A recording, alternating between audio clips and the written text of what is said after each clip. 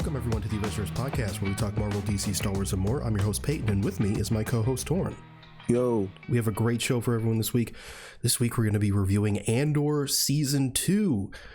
We also have the news of the week. If you'd like to jump around, there will be time codes in the description or the show notes. And with that, let's just get right into the news. So first up, we got some DC news. This is according to The Wrap. DC Studios has reportedly hired screenwriter Hossein Amini, who wrote Drive, to rewrite the Clayface movie. Now, the guy who seems to be rewriting this, who wrote Drive, has also written questionable stuff in the past. So I don't know. It's also, there's been conflicting reports because, like, James Gunn has said that they won't greenlight anything unless there's a finished script. So they're rewriting the script, but they also loved the original script so much that they greenlit the movie. So I'm not entirely sure what this rewrite will be for. It's also possible that, like, the reporting is just wrong and it's actually, maybe they're just doing touch-ups and like small rewrites instead of just like the whole thing. It's unclear, but I mean, I guess we'll see. This dude Hossein Amini also wrote 4 episodes of the show Obi-Wan Kenobi, and I mean, we enjoyed that. I can't speak for anyone else, but we enjoyed it. We also got the trailer for Peacemaker Season 2. Go, dude. It's perfect. Absolutely fucking perfect. We got Peacemaker. He's back, except he's trying to join the Justice Gang from the film Superman.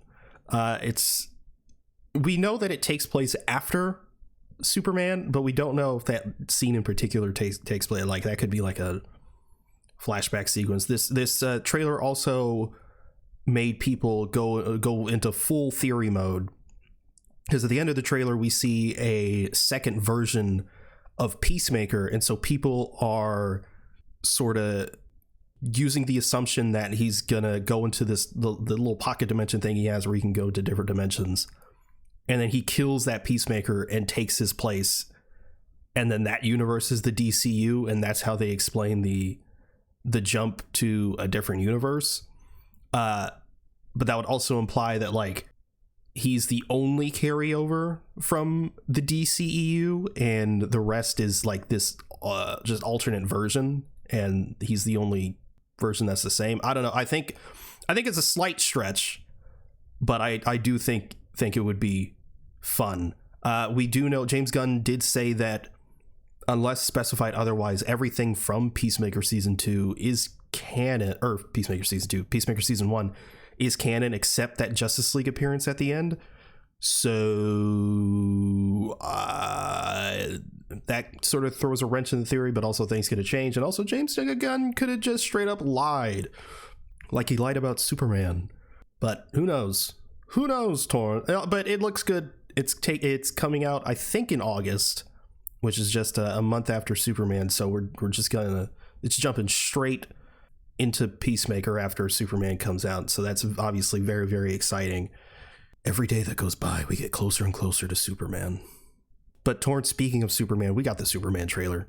The official Superman trailer. Finally, none of this teaser trailer crap that no one cares about. We finally got a full-on trailer. Torn, it's God, it's amazing. I think I said this about Fantastic Four, but this also happens with Superman. I don't think I've cried at a trailer before until recently. Bro's crying at trailers. Shut up. It's amazing. Dude, I can't wait. I can't wait for this movie. I am going to be seated day one. I'm actually going to sneak into the studios and watch the movie because of how excited I am. Sneaking into the premiere. Yeah. But bro, like, it starts off Lois Lane and Clark Kent, and she's like, "You let me interview Superman?" And he's like, "Yeah, go for it." And that, let's do it, Cronkite. Yeah, and when he leans over and just goes, "Miss Lane," I was like, ah! Yeah, I know. That switch to Superman. Oh my God, bro. God. Buddy, eyes up here. Bro has some fucking personality to him, dude. Like, bro's not mogging the camera 24/7. I know, bro.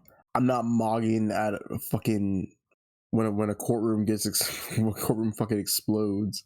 He's like, man, look at all these corpses. That's a shame, isn't it? I'm just gonna sit here looking good. We like Henry Cavill. just to clarify. But like, yeah, this trailer, I mean, obviously it looks great. They're doing the trailers right, in which they're showing stuff, but that's nothing spoilery. We do know that Ultraman is in it as that like masked figure with the U on the chest. My theory is that that's Parasite, but I don't know. I could be wrong. It's also it's funny seeing a lot of people on the internet just not know who some of these characters are. Like there's a shot of Metamorpho doing Metamorpho stuff, and they're like, who the hell is this guy? Why does he look like that? I'm like, it's Metamorpho, man. You don't know Metamorpho? Uncultured. But yeah, Ultraman's in it. And Ultraman in the comics is a alternate universe version of Superman. Now obviously, I don't think for the first real movie in the DCU, I don't think they're going to go straight into, let's do some multiversal versions of this guy. But I don't know if it's going to be like, it could be a clone. But yeah, that's why I think like it could be Parasite, and that's why it's like he's masked, because it doesn't really matter. Yeah, and also he's like purple. He's like a pinkish purple. And so that's usually what Parasite is. I think that would work. But we also have the kaiju. It seems like we're gonna, this and Fantastic Four, it seems like it's gonna be a lot of multiple villains and not just one. Yeah, thank God. But I've seen some people get mad about the original character, which is the Hammer of Bravia.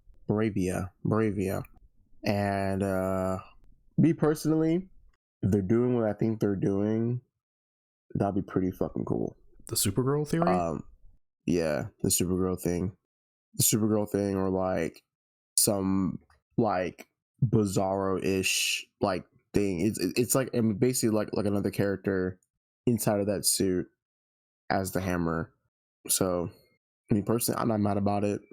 I can't wait to see what the character does in terms of, or where the character ends up being, if it's revealed to be some kind of new character, you know? Yeah. Yeah. I mean, if they're calling it like the Hammer of Bravia or whatever, I don't know, sounds Kryptonian. Let's see. And we know that Supergirl is in the movie in some capacity. In what capacity, we don't know.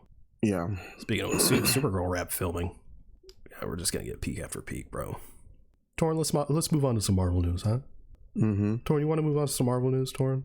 Good. This is according to Deadline. Thunderbolts director Jake Schreier is in talks to direct the X-Men movie. I say, hey, let him do whatever he wants. Yeah, I know. He understands group dynamics. He can clearly handle the sort of lesser known characters. I think that'd be good for X-Men instead of just always doing the heavy hitters. I don't think it's a secret that they've also talked to like Ryan Coogler about it, but I do think Jake Schreier is the more likely choice, and it seems like they're starting to go full steam ahead. I mean, after Doomsday and Secret Wars, I imagine it's like go time on a lot of the mutant stuff. So yeah, it makes sense that they're really starting to gear up. They're looking at actors and stuff. Nothing's concrete yet, and everything's up in the air, and so it's just going to be rumor after rumor after rumor until we get some sort of announcement. But yeah, I think Jake Schreier would be a really solid choice. This is according to the Cosmic Circus. Neve Campbell will reportedly play Polaris in Avengers Doomsday. Torrin, who's Polaris? Don't really remember her too much. Fake fan. It's Mantis, bro. Not kidding. She's green. Or she's not green, but she's like green themed. She wears a green costume. The one picture I did see of her, though, I was like, oh wow, it looks like Mantis. But it's not. She's the other daughter of Magneto. Mm-hmm. Yeah. And Neve Campbell, I mean, I don't really give a shit. Like, I mean, they're clearly going like. I mean, it's just Neve Campbell. Yeah, I mean, they're going full. I saw some people saying like, "Oh, she's too old, bro." They're bringing Ian McKellen back as Magneto. Like, he's like 153 years old. Bro, this is literally called Avengers the Unction, bro.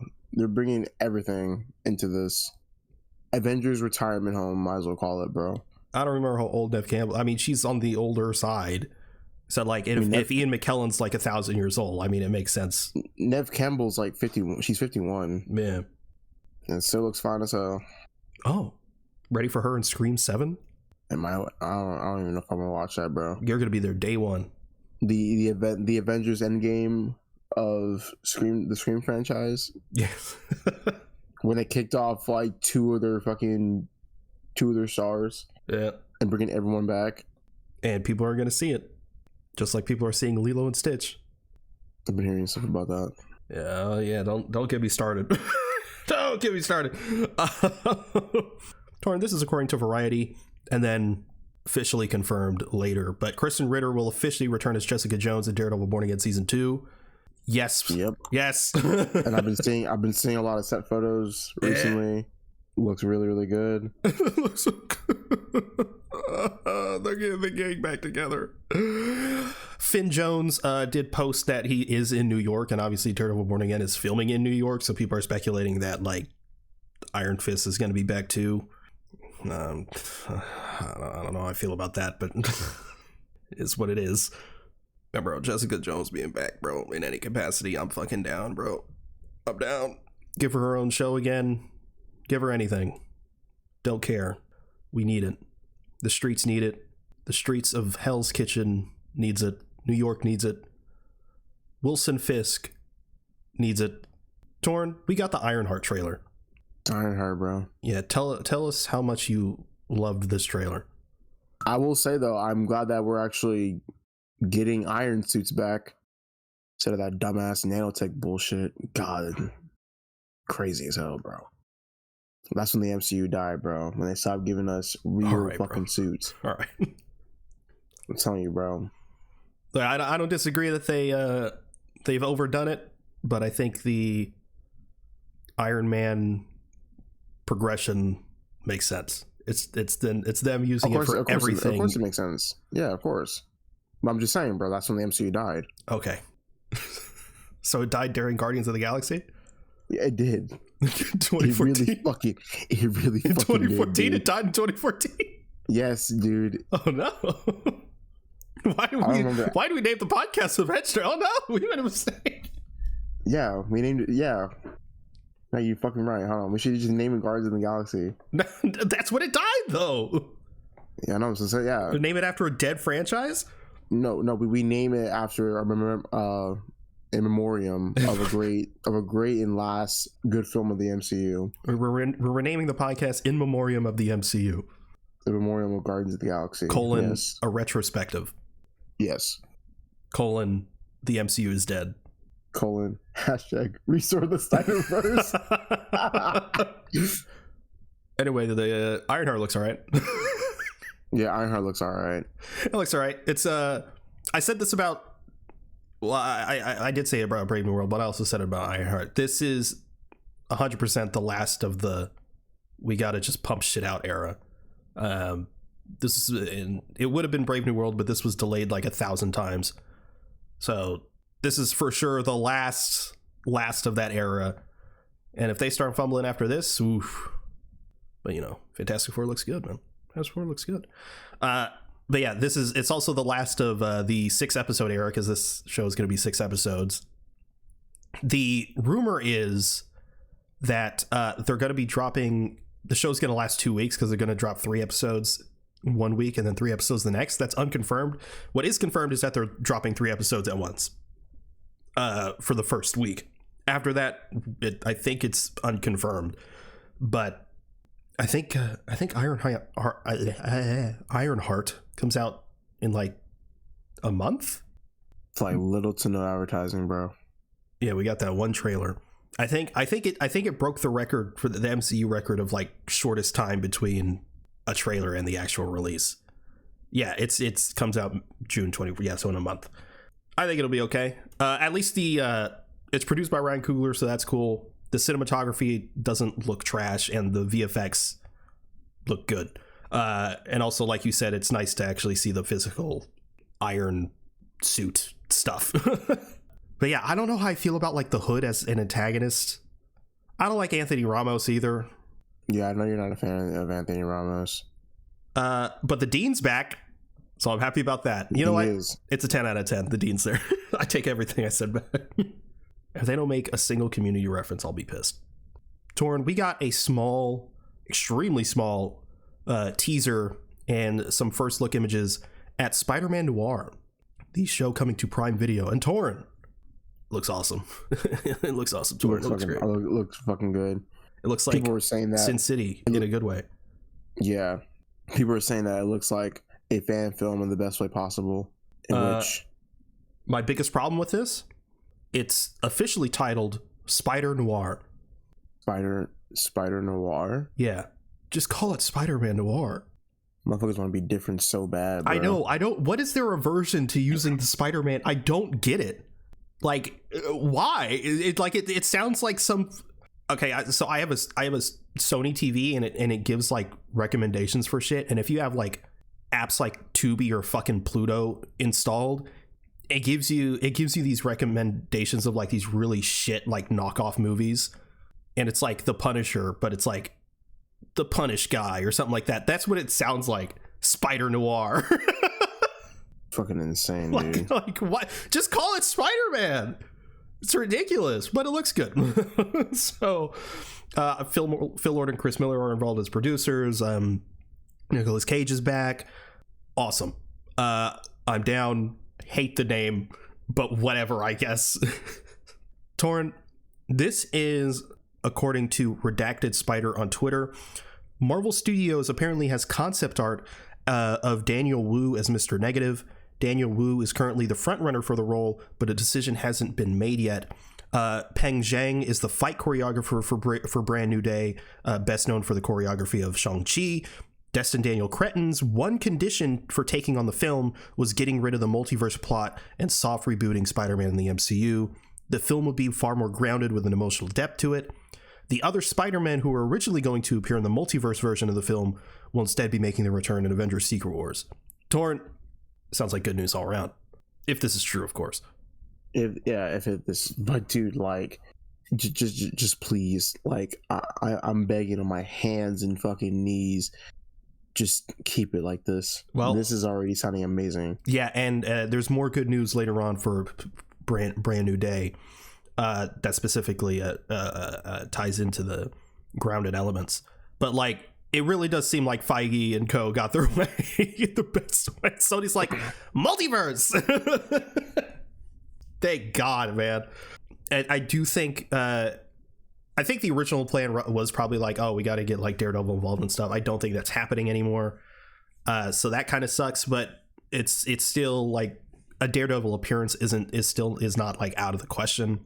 And according to an individual who attended the Disney Blockbuster Consumer Products panel, apparently, take this with a grain of salt, but apparently Scorpion, Boomerang, and Tombstone are rumored to appear in Brand New Day. So it's a lot of villains. Scorpion, Boomerang, Tombstone, and Mr. Negative. It's a lot. Obviously, we don't know how big these villains are going to be in the movie. Are they just going to be small players? Or are they going to be, like the main big bad? Scorpion, please. Like, we haven't seen that dude since 2017. By the time this movie comes, it'll be almost a decade since we saw that character last in live action. Insane. But yeah, I mean, that's again, all sounds like good news to me. And more good news. This is for multiple reasons, but I'll get into why it's good for Brand New Day in a second. Avengers Doomsday has been delayed from May 5th, 2026 to December 18th, 2026. And Avengers Secret Wars has also been delayed from May 5th, 2027 to December 17th, 2027. So the reasons they listed is that they want more time to execute on the vision. Good, fucking delayed it again if you have to. I don't give a shit. Just take your damn time. But like, okay, so the longer they push Doomsday and Secret Wars, I think the better, because the vibes are off, right? And also Avengers Doomsday, December 18th, 2026 is now releasing the same day as Dune Messiah is set to release. Doomsday. I've been seeing that. Yeah. Doomsday. Hey, bro. 2026 Barbenheimer, bro. Hell yeah. Hey, bro, you already fucking know, man. It's like, obviously we're on board, but like everyone I've seen, or not everyone, but like a lot of the stuff I've seen is like, who the fuck's seeing Doomsday over Messiah? It's like, oh no. No, dude. How far we've fallen. I've been seeing the opposite, bro. Really? Yes, dude. I've been seeing the opposite. People are like, oh fuck, like, dude, I'm not gonna go see Doomsday just way better, and it's gonna do better in the box office. I'm like, bro, what the fuck, bro? Can't just enjoy shit, bro. There's two great films releasing at the same time. Well, slow down. Well, in the same year, let's say that. No, it's just, you said two great films. We don't know if it's great. I mean, Doom Messiah will be great. Two highly anticipated films releasing the same time. One great film and one film that's very up in the air. It could be the best thing ever, could be the worst thing ever. Honestly, bro, I'm not even gonna lie to you. I think if Doomsday like wants to like be like a massive hit, it has to be 3 hours, bro. Like, I don't want nothing. I think cut. the Russos said that for Secret Wars they're aiming for 3 hours, but they're trying to like do the same thing Infinity War Endgame did. So I think Doomsday is going to be like 2 hours 30, 2 hours 45, and then Secret Wars will be 3 hours. Secret Wars should be, dude, I'm not even gonna lie, Secret Wars should be 4 hours. Zack Snyder's Justice League ass movie. Hey, bro, that shit's peak. So, all right, bro. Calm down. Bro, I fucking like it, bro. What are you talking about? Yeah, I liked it too, but it's also not very good. All right, bro. Anyway, that's why James Gunn's getting fired. This is good for Brand New Day because it's still set for July of 2026, and if Doomsday wasn't delayed, it would mean Brand New Day would come out after Doomsday, and the initial rumor was that Brand New Day would take place concurrently with Doomsday, and then the ending would get more bombastic considering the events of Doomsday, whatever it is. But now that Doomsday is delayed, Brand New Day can safely be set before Doomsday, and they can, other than likely a post-credit scene, will be highly grounded, and they don't have to force anything because it takes place concurrently with Doomsday. So good things all around. Honestly, it might sound insane. I don't care if Doomsday sucks as long as Brand New Day is good. That's all I care about. I just want Brand New Day to be good. No, like I agree, bro. Because like I'm just at a point with like Doomsday to where it's like, I'm not saying I don't give a fuck, but I kind of don't give a fuck about it right now. Like you said, Brand New Day. Yeah, it's just like we don't know anything about it. Yeah, there's concept art and shit that we've seen, but like that shit ain't gonna happen. Yeah, and it's also like, I mean, we talked about it. It could be from like a different version of the movie before the Russos came on board, and who knows? Yeah. But Brand New Day, bro, if like, they can't fumble, they can't, and by they I mean Sony. Yeah, because apparently, because you know what we've heard is that everything that Feige and Tom Holland seem to want is what should happen. And everything Sony wants is just the worst thing you've ever heard. And everything seems to be coming up Feige. So that's good, despite how people feel about Feige right now. Yeah.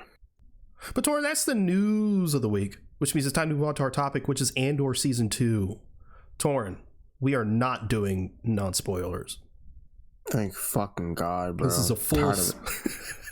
Tired of that shit. You fucking hate that shit. You hate it. Tired of that non-spoiler shit, man. I just want to dive right into it, man. I get it, but some people haven't. Sometimes you gotta do it. Hey, not gonna lie, that's a skill issue, bro. You shouldn't be watching a podcast of a show that you haven't seen, knowing there's gonna be spoilers. I'm just saying that right now. Yeah, but when it's like movies, like sometimes people just want to know if they should see it. That's what the non-spoiler section is for. But like, bro. Andor's too dense to do non-spoilers. It's a season 2. If you're season 1, you need to go watch it right now. Yeah, if you're not into it already, I don't know why you're seeing season 2 if you haven't seen season 1. And like, come on. Anyway, I think the best way to do this is just go arc by arc. It's 4 arcs, consisting of 3 episodes each. Take place, a year ahead of each previous arc. Did you? Well, I guess you saw everything afterwards, but like, there's been a lot of debate around the release schedule for Andor. I think it's great because I didn't really mind it. Yeah, it's 3 episode arcs. Like, you're dropping 3 episodes at once every week, so it's like, I don't know. I thought it worked really well. It's just like basically you're watching a movie a week. It's great. I don't know. Yeah, I know. But yeah, like you said, like think of it like this way. All this content, like, you're getting like 3 episodes a week, and then it's like, oh shit, I can finally watch like Rogue One. So it's like you're getting the full fucking experience of season. Like what? I don't know. That shit kind of peaked to me. Yeah, shit was peak. You know what else is peak? This show. My God. Tor, let's start up with the first arc. Basically, Andor's all like, I gotta get on a TIE fighter. And he gets on a TIE fighter. He's like, I can't fly this ship. I know, he can't fly it. He also leaves a woman there for dead. He locks in, though. He does lock in after he leaves a woman for dead. He flirts with her, and then he's like, yeah, this bitch gonna die. You gotta do what you gotta do. He gets out of there, though. Then he lands on a mysterious planet that Torrin didn't know. And bro, I literally said it. I literally said Battlefront 2 DLC, and you were like, no, like, what the fuck? It's literally Battlefront 2 DLC. Bro, it's not even DLC. That's just in the game. Bro, he was literally wearing a costume from that game specifically. So it's Battlefront 2. What are you talking about? Bro, just admit you didn't know. Just admit you're a fake fan. No. I literally told you what it was, and you're like, no, like, you wrong. Didn't tell me what it was. You didn't I tell me literally what said it was Battlefront 2 DLC. That's not the same thing. Yes, it is. No, it's not. You mean to tell me that Yavin isn't part of Battlefront 2 DLC? No, it's just part of Battlefront 2. Yeah, Andor is part of the DLC. I'm gonna kill you. The rest of the Andor crew are on a farming planet, and they're getting them crops and shit. Yeah, and the Empire's there. Spaghetti-O. The Empire's there. What's gonna happen, Tor? What's gonna happen? The Empire's there. Oh no, they gotta hide. They gotta make sure they're embarrassing because they're illegal immigrants, Tor. They're illegal immigrants. They're not supposed to be there. They're illegals. Yeah. Should we? Do you want to talk about it? Trigger warning. Trigger warning. Sexual assault. That should make me feel icky. Yeah. It's very, very, very icky. I don't want that shit in my Star Wars. Darth Vader would never. Yeah, Darth Vader would fucking never. After he slaughters fucking like kids and like families. But it's not like I mean, shit, Vader knows everything that goes on with people in the Empire, you know? Yeah. He wouldn't allow that. Never. But I know that was I'm just so glad that he died. Yeah. Thank God. So glad that he died. I'm glad that I just feel bad for Bix overall, bro. Yeah, she's gone through it. I know. After getting mind fucked in the first season, she's getting mind fucked, and then like she almost gets there's fucking attempted rape on her, and then like during that she has to like fucking cope with the shit of like also like taking like drugs. Yeah, to help her sleep because she's having terrible nightmares. So fucked up, man. Yeah. But like I said, I'm glad that the rapist died. He's scum. But I'm also very sad. But it's bittersweet because unfortunately Brazo dies. Yeah. In a shootout with the fucking stormtroopers who can aim. who can but then it gets fucking intercut by them dancing on like I was about to say it's all good. Just, like you have just this devastating moment, and then we're intercutting to fucking Mon Mothma just fucking dancing her like life away after getting fucking blackmailed. Also, yeah, fucking bitch ass Take Home over here. Like, you know, like, this rebellion stuff seemed okay at first, but now I'm broke. It's like, I'm gonna fucking tell these motherfuckers what you've been up to. If you don't, unless you pay me. Yeah. And then she tells Luthen. Luthen's like, yeah, we can't have that now, can we? Yeah, we can't do that shit. And then fucking Cinta the goat. Yeah, without really telling Mon about it. He's just like, yeah, we gotta kill this guy. Yeah. When it was a fucking slow push up, bro, and she turns around, I was like, oh my god. Yes. But yeah, no. Fucking Brazo dies, and then we have like the best fucking theme to come out of it, bro. So imagine you get gunned down, you have a song named after you, but it's like all fucking like EDM, bro. Niamos. Crazy. Niamos. I'm saying at my wedding, bro. The song's fucking peak, bro. It really is. I've been listening to it at work. On God? Yeah, I've been listening to that shit at work, bro. Shit's great. I told my friend about it, and like, she goes out to bars and clubs, and I'm like, hey, you should listen to this track. And of course she doesn't know, and she doesn't know much about like Star Wars, at least like not what I know of. I'm like, hey, you should add this to your playlist. I know you like EDM music. And she was like, this is fucking fire. I was like, I know. This is incredible, man. How'd you find this? Don't worry about it. Don't worry about it. I have a good ear for music. Just heard it through the grapevine. Yeah. Who knew Star Wars had peak music? Never heard of that before. I know, right? As I fucking listen to John Williams all day. But you also get a great sort of setup scene where they're discussing Gorman and like what they need to do there. And Ben Mendelsohn's there, and he's like, we ought to get Gorman, mate. We ought to get it, Gorman. We got these kyber crystals, mate. I love like all that shit, bro. The Gorman shit was really, really good. Yeah, I love how the little presentation, it's like, welcome to Gorman. At Gorman, there's fine silks with spiders. You like spiders? And I was like, no, thank you. I was like, oh, shit. But hell nah. But continue. And then I love how I want to say, bro, I think, yes, Cyril is like one of my favorite characters, man. Poor dude. So I know he went through a fucking lot, but he's so a great character. Yeah, he's his whole character archetype is that he's an inherent follower. So it's like, because that we see throughout the show. So this is jumping ahead a little bit, but like we see throughout the show that he recognizes what they're doing there is wrong, and it's like in another world, in another timeline where things just worked out a little bit differently, he could have been a rebel. Yeah, very easily, but unfortunately not. Not the way the cookie crumbled for him. No, but I love like the little the Gore gang, which is like I just forget, like I have like I know like 3 people's names. I know like Enza, Drina, right? Like Rylands. It's the worst thing about Star Wars. all these goddamn names. Jojo Siwa or some shit, like I don't know. Jojo Siwa, bro. But then I remember also, like, whenever during that arc, I was like, wait a minute, I know you.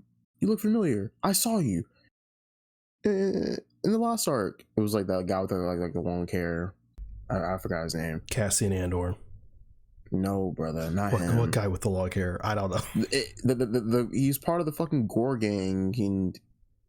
I don't know. He was driving the truck that fucking killed one of the K units, the KX units. Was he in the first season? No, not the first season. He was in the first arc of the second season in the jungle. He was on Yavin. Yeah. I don't remember. I don't remember. I mean, I remember the arc. I don't remember that. I don't remember the character seeing him again. Did he give like a knowing look? I genuinely don't remember. He I don't know. I can't describe his look. There's so much shit to try to keep track I know there is so much. But the third act, man. Well, fuck the third act. The second act. What? Going arc by arc, bro. Yeah, the second act. Bro, I don't remember the second act, bro. Like, second act, Cassian's all dressed up like a art house dude. He's like yeah.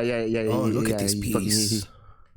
He becomes a designer, and he's also trying to infiltrate the Gore gang. And he's like, he's like telling Enza, like, I know you have motherfuckers following me. You're making it obvious. As like, she's like meeting you're a up with fucking him. ass at your job. Yeah, pretty much. Get your shit together. Like, tell him to stand down, bro. Tell him to stand down.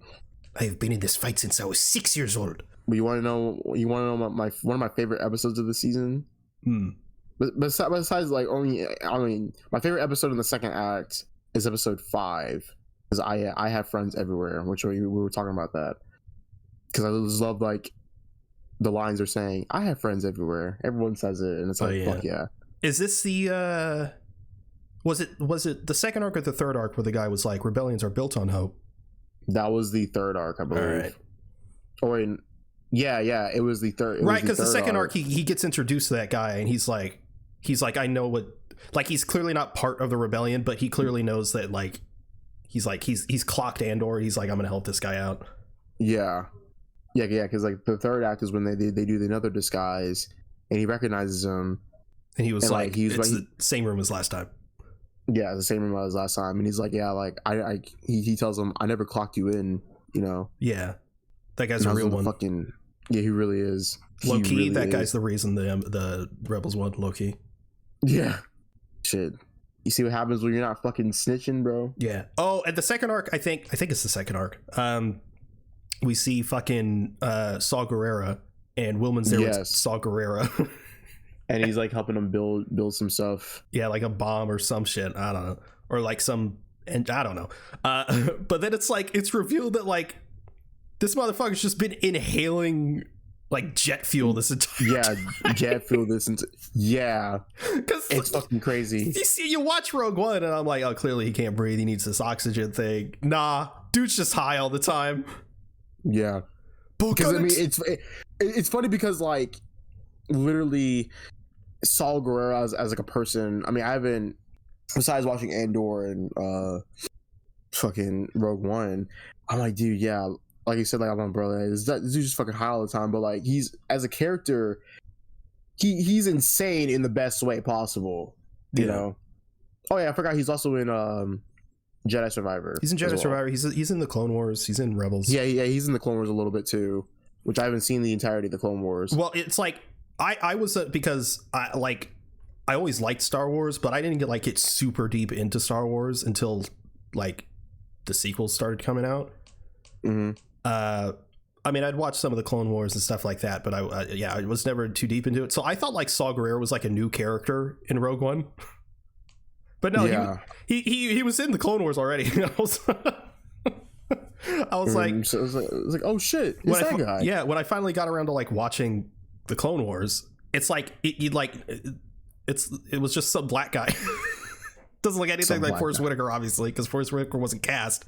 It's just some black guy. And I was like, who's this guy? It's like, oh, it's Saw Gerrera. I was like, huh? You know what's crazy too? When Rebels came along, then he just looks like Forrest Whitaker. I haven't seen Rebels either, which you've been telling me to watch. You've been telling me to watch Rebels for the longest time. Yeah. Anytime he comes on screen, Bo Gullet, Wilvin, inhale this jet fuel. But I love that fucking speech he gives to Wilman, bro. I love. God, he's like, we're the Rhino, we're the jet fuel, and then Wilman takes off his mask and he's like, let it run wild. Oh my god, that's goosebumps, bro. And Saw Gerrera is considered the original rebel. I agree. Also described as a extremist. Fucking liberals. He's the original liberal. Bro, I need that. Rebellions are built on hope. Yes. Torn, let's get into peak. Third act. Yes, dude. I don't even truly not just some of the best Star Wars, but some of the best fucking television, dude. For anyone that doesn't know, episodes 8 through 12 are Andor is the first show ever to have 5 episodes consecutively get over a 9.5 rating on IMDb, which is fucking nuts. And like, yeah, the third arc is just immaculate, man. Like the tension building throughout the 3 episodes, because it gives you the sense, but at least for me, I know what's going to happen because the Gorman massacre isn't new to Star Wars lore. No, I don't know if it was first mentioned in it, but it is mentioned in Rebels. The episode 9 is actually taking place concurrently with a Rebels episode. And in that Rebels episode, it's the Mon Mothma speech. And she's like, oh, the Gorman massacre and stuff like that, and Emperor Palpatine and all that stuff. It's not written as well because it's a kid's show. And I saw some people, it's like, oh man, watching this, it really makes you realize how shit this show's written. Like, no, it's a kid's show. It's a bit, what do you expect, like, Emmy level diet? Let's not gonna, what do you mean? Jesus Christ. Yeah, it takes place concurrently, and it's fun because Andor gets Mon Mothma to the safe house and stuff, and they're like, oh, we'll take her to Yavin. But it's actually the Rebels crew who gets her to Yavin because they have to stop for fuel, and Mon Mothma's there, and the Empire is coming after her, and it's a whole thing. It's a whole thing, Torn. And then she gives another speech on the fucking ship, and she's like, rebels go to Yavin or some shit. But it's cool because Tony Gilroy is the kind of, you think is the kind of creator to just not give a shit about canon, but that episode, it flows really well, and I was surprised. I was like, oh, he didn't, and because it takes place concurrently, I wonder if they were like, let's amplify this speech from this episode of Rebels. Yeah. So I thought that was really cool. But anyway, the whole arc is like this impending sense of doom, because like, again, I don't know about you, but like you know what's coming. They're all getting ready for this protest, and it's like, no. Yeah, it's like I know what's about to happen. And then it Tony Gilroy has talked about how it's like, considering it was written like a couple years ago, it's like, obviously it's not drawing on any real world parallels necessarily. It's more like there's patterns across history, and this is replicating those patterns across history. But like, when it was like the Imperial News and it was like, these insurrectionists are like trying to take over and I was like, oh no. Oh no. These violent protesters are are going after the Imperials. I was like, yeah, Jesus Christ. I'm like, oh shit. I was like, oh, here we go. Getting a little too real, Torn. It was getting a little too real. I don't want politics in my Star Wars, bro. What the fuck? I know. This is supposed to be Escape, bro. Motherfucker, you're watching a show called Star Wars. I'm just tired of politics being everywhere, man. Like, we're not even meant to be political. I know. But this arc also really shows Dedra off with like her and like Cyril's relationship just crumbling. Yes. I love that scene, just before the massacre happens, like, because obviously Cyril doesn't know the entire plan of why they're on Gorman, and he goes up to the room and he's like, what are we here for? And he gets a little violent with her. I was like, bro, that's crazy. Yeah. He's like fucking choking her and shit. Because he's been so docile, I guess. Yeah.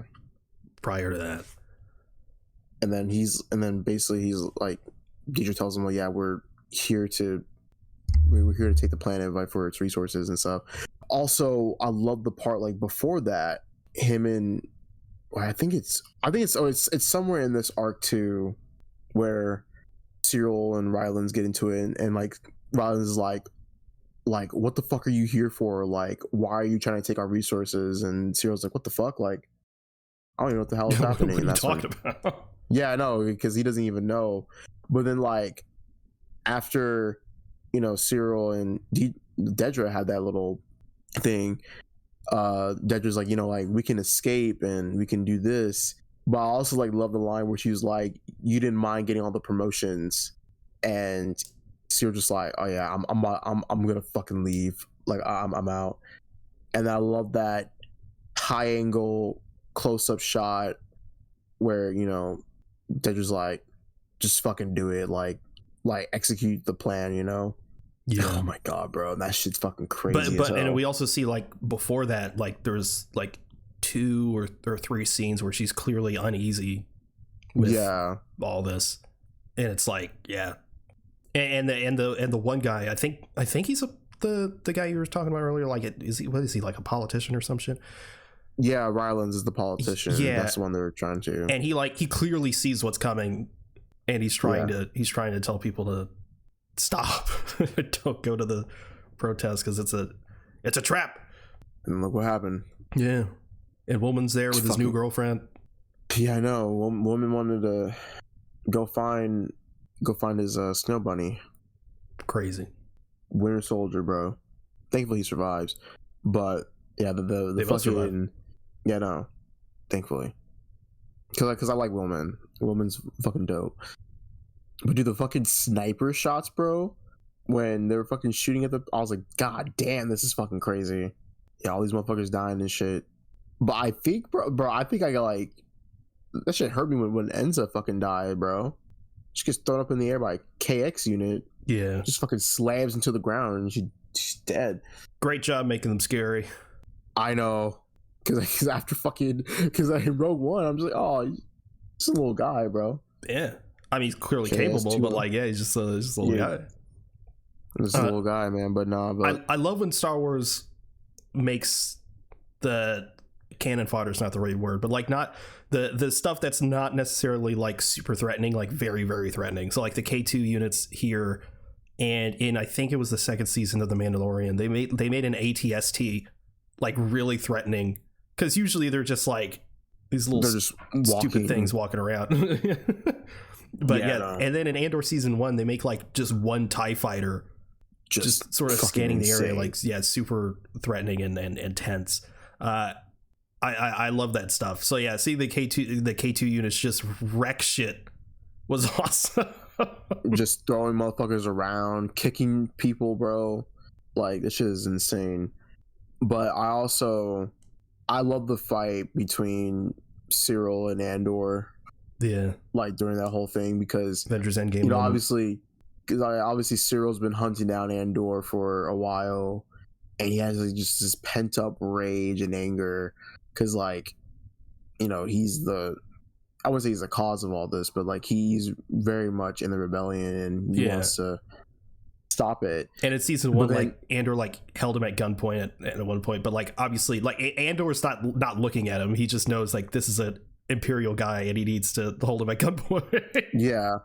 And then obviously throughout this whole fucking fight, which is fucking awesome. I'm kind of surprised that Cyril held his own, a little bit in this fight too. Well, he won the fight. Wait, yeah, he did win the fight, which that's what I was surprised about. But I also like love the perspective of Andor. He's like, who are you? Are you, brother? And then fucking bam, the fucking worst way to go out. Yeah, and like when he says who are you, Cyril's like, this motherfucker don't even know me. Yeah, I know. It's like, oh shit, I'm cooked. Yeah, rest in peace. Great character. Great character indeed. And then of course we have episode 9, which is basically just trying to get Mon Mothma out of the Senate because she's tanking her career by giving that speech. Incredible speech, Torrent. Incredible speech indeed. And of course we get the little well, not little, but like Bail Organa's there, but it's not Jimmy Smits, it's Benjamin Bratt. Yeah, no, which is really jarring. I was like Bail.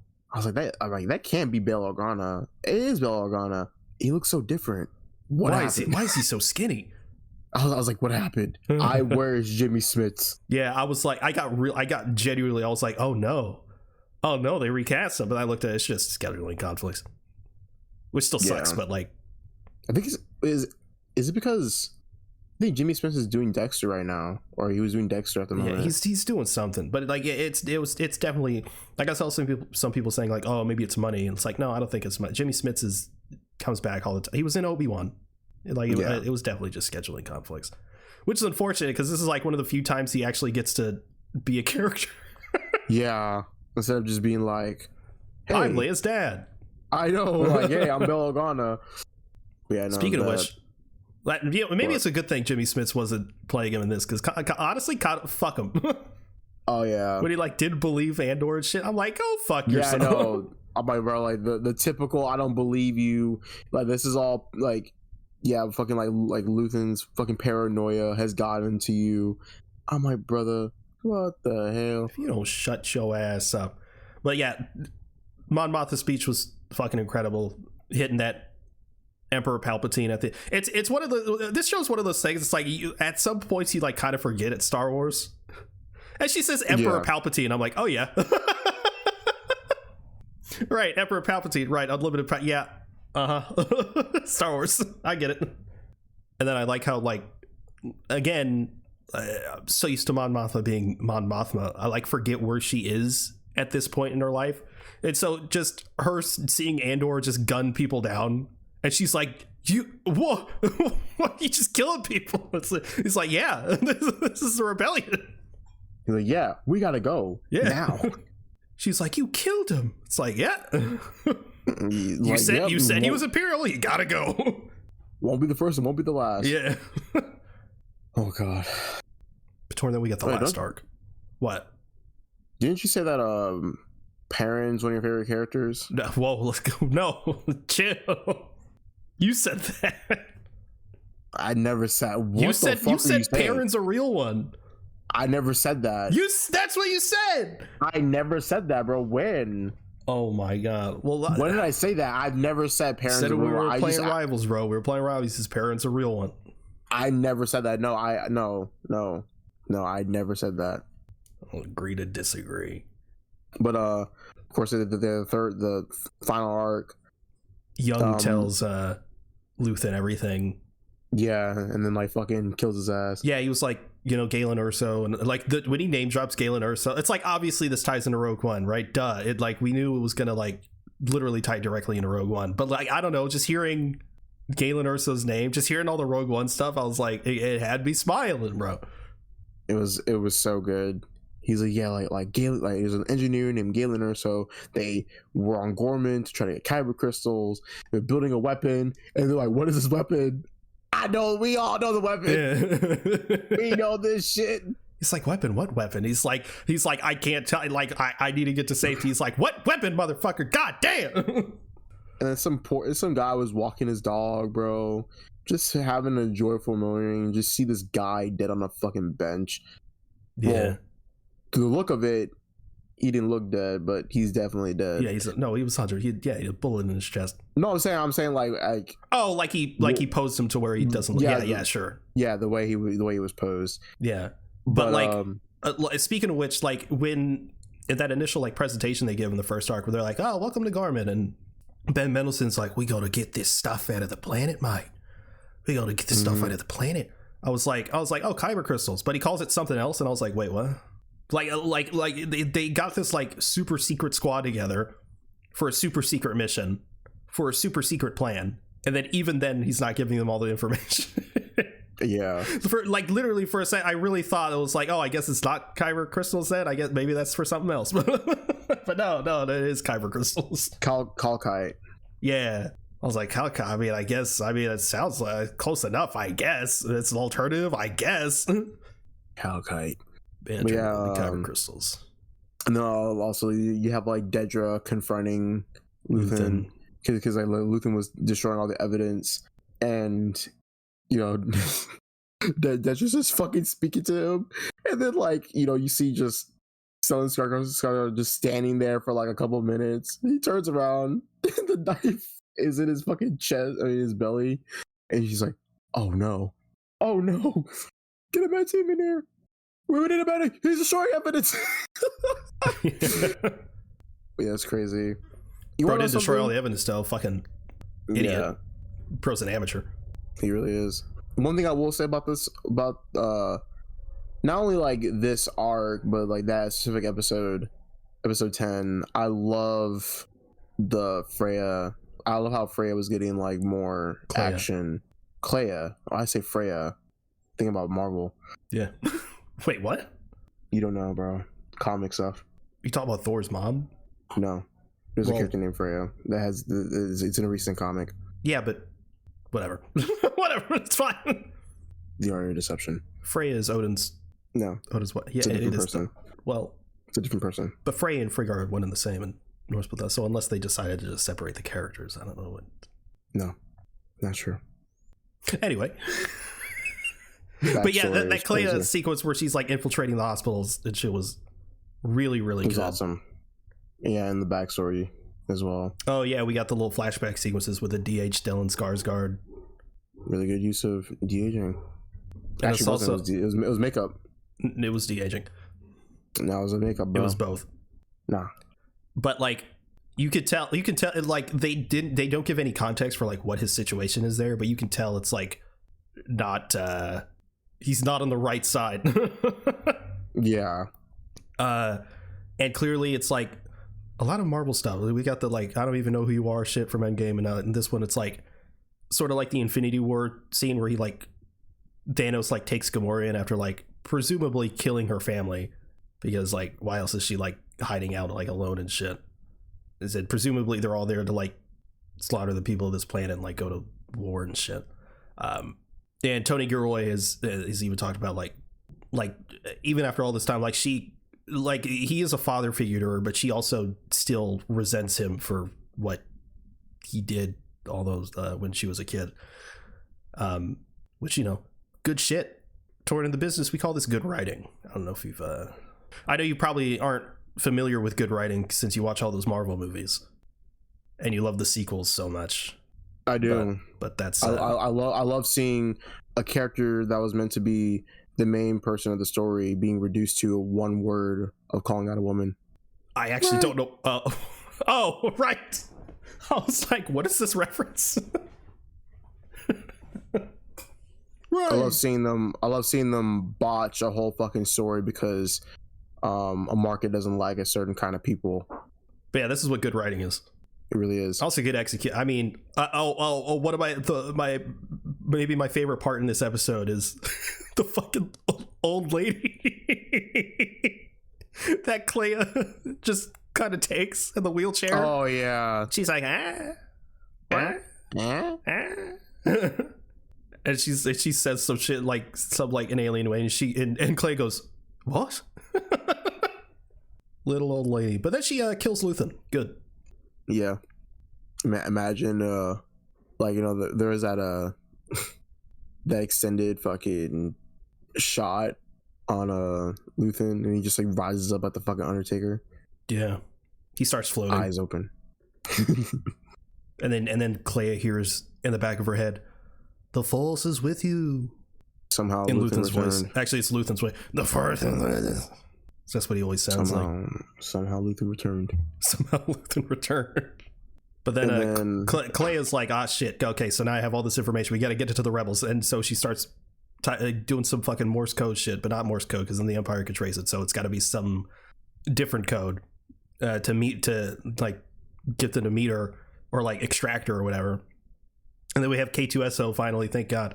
And K2SO, they get to the place, the Empire's there, and K2SO is like, I ain't fucking staying on the ship. I'm fucking. He just destroys everyone. He's like, when he's walking on the bridge, and that guy is like, are you with us? He's like, no. It just punches him off the bridge. I know, that was so fucking funny. And then Tony Gilroy said that they wanted to do like a horror episode with the K2SO droids, where it's like sort of like a hunter like Slayer type movie, but it wasn't in the budget and they didn't have the time, so they put a little bit of that into this, and that's why it's like sort of when he's like holding that dude's body, it's like this guy who's been sort of being set up for like 2-3 episodes as Dedra's sort of foil. He just uses him as a fucking shield. That was so fucking cool, dude. He's like, Cassian, I've cleared a path. Yeah. Gotta love Alan Tudyk, man. And the last episode is basically just like, get ready for Rogue One. Yeah, I know. And did you watch Rogue One? Because I did. After Andor? Yeah. No, I haven't gotten the chance to. Bro, it's so much better. So much better. Yeah, now you know the context. Yeah, it's like, it's better, but it's also like part of it is low-key worse because like at the time it was like, oh, Rogue One feels a lot more serious and a lot more adult, but after Andor, now Rogue One feels a little like PG-13. Yeah. So it is a little weird, but like he's got to go to that one planet to meet what's his name, like Tivik or something. And I remember when I saw Rogue One and I was like, did he really need to fucking shoot that guy? It just seems like he shot him just to shoot him. But now after Andor season 2 and having context for not only who Cassian is, but just the situation, I was like, oh yeah, I get it. Yeah, we got to kill that guy. It just a lot of it makes more sense, and it's like when he's talking to him, because at the end of Andor season 2, he's like trying to tell, you know, the rebel leaders, like, this guy named Galen Erso, the Death Star, and they're like, I don't know about this. And they're like, we need proof. And so when he gets to that guy and he's like, yeah, there's this scientist named Galen Erso, Cassian goes, Galen Erso? Like, you sure? Galen Erso? And it's like, so now like that there's this context to it and there's more stakes to that. It holds so much more weight, a lot of these scenes. I only rubbed up against a couple things. Like there's a line where they're in like Saw Gerrera's little like jail, and Cassian basically says like he's never been in jail, and it's like, well, that's just not true. So there's definitely retconning, but for the most part, it really flows and it makes it a lot better.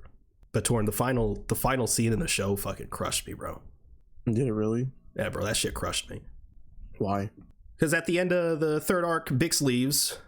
Yes, of course. Yeah, he leaves, and I was like, bro, like, ain't no way she leaving, bro. And then it makes sense when you see it. Yeah.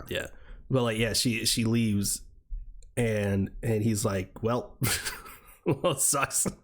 It's like the little hut he has like turns into a little bit of a frat house. It's like messier, and he's just like drinking and playing games with his buddies and shit. But yeah, it crushed me because obviously she's back on the planet with Cassian's kid. And it's like, obviously she has no idea, you know, about what his fate's gonna be on. Even when he does that, she's not gonna know, and she's like expecting him to come back. He's never gonna come back, so it sucks. It crushed me because on one hand, she's never gonna understand the level of sacrifice he made, and then number two, like, she's never gonna see him again. Yeah, she's never gonna see him again. The kid's gonna grow up without their father, but also like without him, they wouldn't be able to have the life. Yeah, it's extremely bittersweet. Yeah, I'm like, god damn, this fucking sucks. God damn you, Tony Gilroy. Can't have shit, man. Yeah. You can't have shit in the galaxy. Yeah. And it was really nice because, like, obviously this shows, you know, there's no fucking lightsaber fucking voodoo shit, but there's that one Force user who can sort of who's a Force healer, and it's really funny because he's all like skeptical and shit. And then Bix is like, just fucking do it. And Cassian's being a little bitch. I'm like, just fucking do it, man. Like, it's not gonna kill you. But then it works and shit. And she's clearly not she's not fully in depth with the Force, but she knows enough that she can sense that he's some sort of messenger and that he's clearly important. And then in that final arc, he walks past her and she looks at him like she knows something, but she doesn't know. And it's like, good stuff, Torn. Again, that's called good writing. Why is it just good? It's great. Fantastic, even. Say that again. It's fantastic. Holy shit. But yeah, Andor is peak. In my opinion, it's officially put it at the top of Star Wars, period. It's just it's the best Star Wars. I agree. Better than Empire Strikes the Back of the Jedi. I'm going to, as of right now, I would say yes. Yeah, which is crazy, but I'd give it a 10 out of 10. Torn, what would you give it? A 6? Maybe on a bad day, yeah. on a good day, I'm giving it a 10. That's what I like to hear. But Torn, what'd you watch this week? I watched a movie, right? Uh-huh. Now, what's it called? It is called Pastor. Right, who's in it? Your idol. Come on. Michael Willis Hurd Jr., aka Yes King. Can you describe for the people? Huh? Can you describe for the people who Yes King is? Yes King, also known as Love and Light TV, is a content creator. On the popular service known as OnlyFans. What kind of content does he make? He makes movies like this one. Like what kind of movies? Church going movies. It's funny because King like he used to be a pastor, like actually. Like he grew up like in a Christian home and he was a pastor, but then he like left that life. I wonder why. Jeez. In terms of this movie, like this is the movie in my letterbox that I didn't even like rate. That's how bad it is. I will say though, this is like not a meme. This is like not biased at all. King is like the best character because he's like the most consistent. This fucking film, it is like bad. It's on Tubi, by the way, which kind of makes sense. In these films he makes, not Pastor, but the other films he makes, does he have co-stars? Anyways, can you describe the co-stars? There's some of his husbands. Anyways, this movie was just genuinely awful. It's edited on iMovie. I can tell it's edited on iMovie because it has like the beginning, like where you can like make like a caption or like a title, and like it goes away, it like fades away in this like really weird thing. It's literally edited on iMovie, and the story is so jumbled up in like ways I can't even imagine. Like it genuinely feels like a student first script that is just made to be put out there. And if like they got paid for it, that's kind of crazy because it looks like it has the budget of like $2. Now, I'm not saying I'm the best filmmaker in the world, or I can hardly call myself a filmmaker at this point. You have a short film on YouTube. I know, so people can judge you.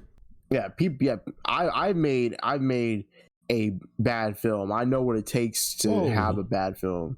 Whoa, don't say that. Yeah, I've made a film that is not the best. Which film? Could have been the Daredevil one. Whoa, could have been better, I will say. Well, I mean, you're not going to do Disney stuff. Yeah, not right now. But anyways, I know it's also tough to make a movie. It's a lot of hard work, but that still doesn't mean the movie has to be bad. Nor does it mean that your hard work being put into one project shouldn't be reflected on and criticized so you can do better on the next project. Because this movie was like horrible. Basically, it's about this like girl who this is about this like woman who has like a really hard like shitty life with her mom, and so like she gets kicked out after like the mom's boyfriend tried to like make a move on her and shit like that. And she gets kicked out. She meets up with this guy, this guy like helps her out. His name is Jacob, who's played by King. And then like 1 year later, they both move to the same place. They move to like Atlanta. They're both pastors, and they both like reconnect. They have like, a relationship going on, and they go through like these like challenges of like they're trying to start up like later on in the movie.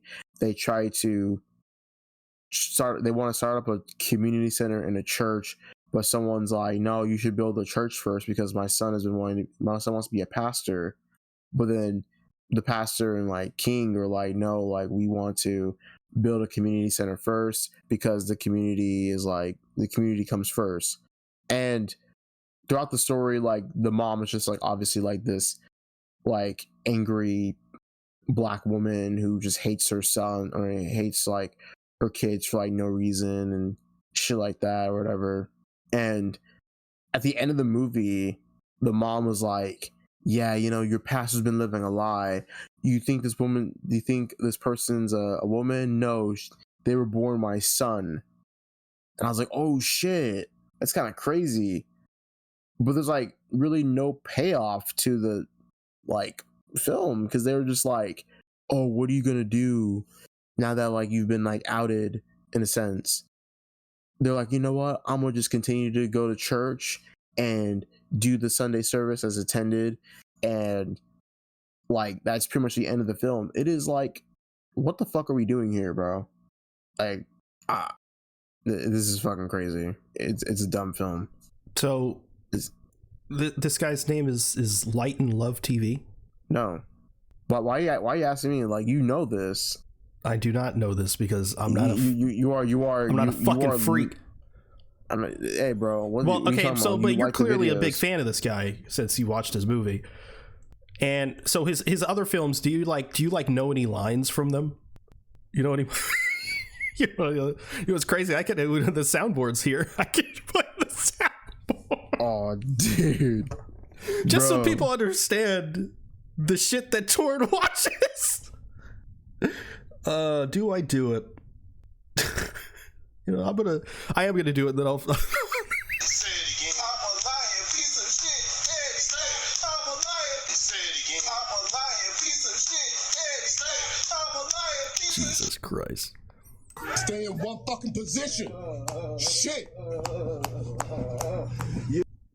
Jesus. There you go. Keep that. Arch that fucking back, bro. That dick good? Yes, kid. How good is that dick? Oh, how good? Disgusting. You're disgusting. You disgust me. Dude, hey, you're the one playing it, bro. You played like more than I did. Bro, I'm showing people the shit that you. Bro, I never put that soundboard there, though. Yeah, we but did. also, like, you like the videos too. No, I didn't. Anyways, I've never, not once. Then the next movie that I watched was Mission Impossible: The Final Reckoning, and I gotta say, this is a film that I will not spoil because you haven't seen it yet. You haven't seen it. Because I've seen it with my dad for his birthday. I know you're seeing it with your dad, and we're gonna talk about all the Mission Impossibles next week as well. So ooh, we can do a tier list. We are gonna do a tier list. Hell yeah. But yeah, this was really, really fun. It is almost a 3-hour movie, and I think it is not my favorite of the series, but it's also very, very good for sure. It is very good. I think I hear it's definitely too long. I can understand what people are saying, but I think it's because I think like they're just trying to show how the stakes are and with the runtime, and because of that, they're trying to connect all these pieces together to make it for the quote unquote final film of the franchise. But still, I think the movie is really, really fun. There's a lot of great action. There's a lot of great characters that are in the movie, and some people you have maybe seen from other movies. And I think overall I gave it a 4 out of 5, because the reason why I gave it a 4 out of 5 is because I don't think the movie's too long, but I think there could have been a lot more action. But still, what we got was really, really solid enough. I wish I saw Tom Cruise in San Antonio, because he was here yesterday at AMC for Final Reckoning. I enjoyed it. Yeah, he was at AMC because he sent like a message out. He was like, "Oh yeah, like I wouldn't be in the Fort Sam Houston area," which like I was like, "Okay, well, Fort Sam Houston's like downtown, like it's like downtown area." So, and all the AMC stuff was like completely bought out, so I couldn't even see it. But yeah, my mom. should- There was photos. My mom sent them to me because she fucking hates Tom Cruise. Why? A plethora of reasons. I don't love Tom Cruise either, but she refuses to watch his movies. Dang. But like she sent me photos because he was here, bro. He was looking tubby. Bro, you said what? He's looking tubby, bro. He's Tubby? yeah, bro's gaining. He's gained weight, bro. Hey, look, man. When he's 62, so Yeah, he should be retired. nah, bro. He's not gonna stop making movies. He said he's gonna keep doing this shit till he's 100. I know. It's fucking. We lost. But there was something I was gonna. Oh yeah, does it like feel like the final one? In a way, yes, but it does this thing. I guess it can leave that opening like a little bit, but because it does this thing to where like all of the Mission Impossibles does, it just leaves it like kind of like open ended a little bit. So How about the villain? Because one of my issues with Dead Reckoning was like the villain, because obviously this was meant to be part 2, and part of my problem with Dead Reckoning is that it felt very dependent on Final Reckoning to make the villain feel, or the attack, whatever, feel like a threat. Does that, because the whole thing of like Dead Reckoning was like this AI whatever, and I didn't know how I felt about that. Did you feel like they stuck the landing in Final Reckoning? with a little bit. That doesn't inspire confidence. Well, I want you to see it to hear my thoughts. I am gonna see it eventually. I can't buy my tickets because we're going on my dad's birthday, like, which is the 29th, right? But like all the usual places, even Draft House, it only goes up to the 28th, and I'm like, why? What's happening here? So I haven't even been able to buy the damn tickets yet, and I'm very annoyed. But that's all you watched? That's all I watched, yes. Torin, I watched The Raid 2. It was better than The Raid 1. Also, there's a guy in The Raid and The Raid 2. Same actor, plays different characters. Yes, Mr. Mad Dog. Yes. Yeah, sure, that one. I don't know the names. And I was like, this guy looks so fucking familiar. I'm like, where have I seen this guy before? And I look him up. And I was like, oh, it's John Wick. He was in John Wick. and it clicked. I'm like, it's the guy from John Wick. I get it. But yeah, not too much to say about The Raid 2. I mean, it's just more of The Raid. It's just very, very good. Action's still stellar. Better set pieces, more intriguing story. It's very, very good. Then I watched the John Wick documentary, Wick is Pain. And bro, Keanu Reeves is batshit. This guy's a masochist, bro. Like, I think it was like because they go through like sort of all 4 of the movies, but mostly like the first and second ones. And like Keanu was like after like training and shooting and stuff, he's like showing off like all these like bruises he has and shit. I'm like, Jesus fucking Christ, man, take a break. And it's like Halle Berry like broke her ribs during the third one and shit like that. I'm like, damn, Jesus Christ. And like I was telling you about like Chad Stahelski's like whole thing on like gun safety because of his relationship with Brandon Lee and doubling him on The Crow and shit, which was sad, but also cool that he sort of like was really pushing for gun safety in the industry, which after the whole Alec Baldwin shit he amplified even more now. But like, and again, I told you this, but it's like because Chad Stahelski and David Leitch did the first one together, and I always assumed that David Leitch left to do more silly stuff because he went on to do like Deadpool 2 and Bullet Train and shit like that. But apparently Chad Stahelski was like, yeah, I was always the one that's like, I'm super inspired by anime and like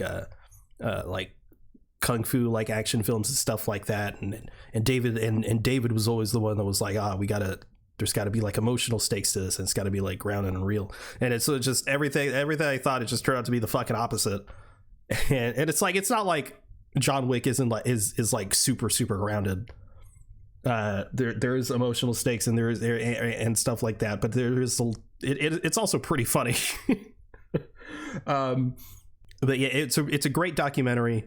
I don't know how you would find it. I bought it, so I don't know how you'd watch it, but if you can find it, I'd say watch it. It's really good. But I also watched after, you know, I was in a Star Wars mood after Andor and Rogue One.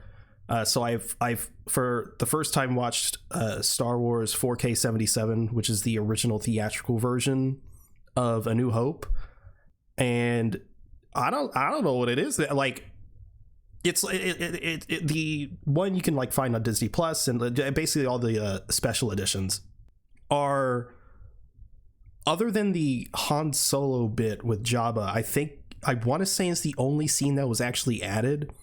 And the rest is like the same, but like, you know, they George Lucas decided to add a bunch of CG shit into it for no reason. But like, for whatever reason, I don't know what it is about the 4K 77 version or the original theatrical version, but like it felt snappier. Like the pacing felt better, and I don't know why. But but like, this is definitely the best version of the movie. I don't know why that is, but not having the weird CG stuff in there, just it makes it feel way more cohesive. I like George Lucas, but what the fuck is he doing? But then I was like, you know what, George Lucas, I'm gonna watch American Graffiti.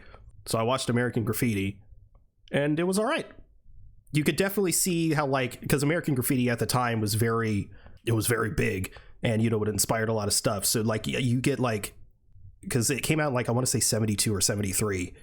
So you see a lot of like vibes of like, there's like John Hughes and because it was like the first movie to really capitalize on like 50s nostalgia. And the movie takes place in the early 60s, but it's still and it came out in the early 70s, but it's very 50s nostalgia, which is really funny to me because like this 50s nostalgia lasted like 2-3 decades. But like, when American Graffiti came out, it was only like 2 decades before, less than that, like less than 2 decades before the movie came out. So it's like, imagine making a movie now and it's like super nostalgic of like the late 90s, and it's like, that's not unheard of. It's like it exists, but not in the it's not going to be as big as like American Graffiti, where it's like it sets off this whole new wave of like, oh, everything's got to be fucking 90s nostalgia. Like it hasn't happened. And like, even Back to the Future, like, it's not, again, it's like, oh, we got to set it 35 years in the past. It's like, now that's like the mid 90s. And it's weird. It's weird to think about. I don't know.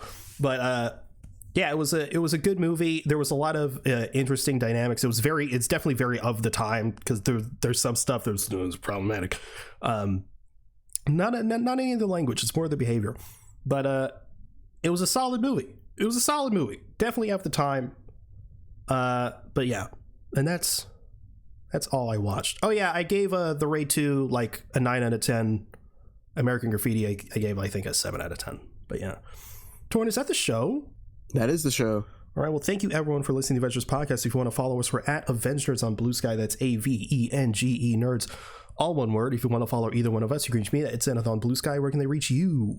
At Torrentino on Blue Sky. Hell yeah. We also have a Discord if you'd like to join the conversation there. This will be linked in the show notes. You can also check out our link tree for any additional links you may be interested in. You can also review the show on Apple Podcasts. If you leave 5 stars in your review, it would really help us out. Thanks again for listening to the Avengers podcast. We'll see you next week. Later.